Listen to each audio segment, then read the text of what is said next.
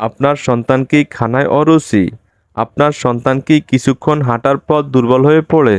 তাহলে বন্ধু এই ভিডিওটি আপনার জন্য।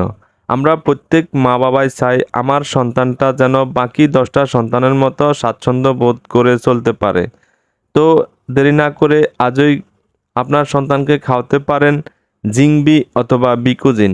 এতে রয়েছে ভিটামিন বি কমপ্লেক্স, যা আপনার সন্তানের শরীরে শক্তি যোগাবে, এবং জিঙ্ক আপনার সন্তানের হাড় গঠন কিংবা হাড়কে মজবুত করতে সাহায্য করবে।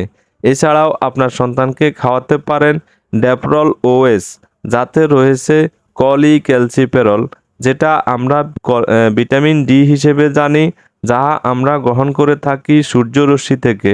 তো আপনার সন্তানকে ক্যালসিফেরল খাওয়াতে পারেন, তাহলে আপনার সন্তানের হাড় মজবুতের পাশাপাশি শরীরের রোগ প্রতিরোধ ক্ষমতা বাড়বে, এবং কি এই দুটা মেডিসিন কম্বিনেশন করে খাওয়ালে আপনার সন্তানের খাওয়ার রুচিটা অনেকাংশে বেড়ে যাবে, সে স্বাচ্ছন্দ্য বোধ করবে। ওকে, সবাই ভালো থাকবেন, আল্লাহ হাফেজ।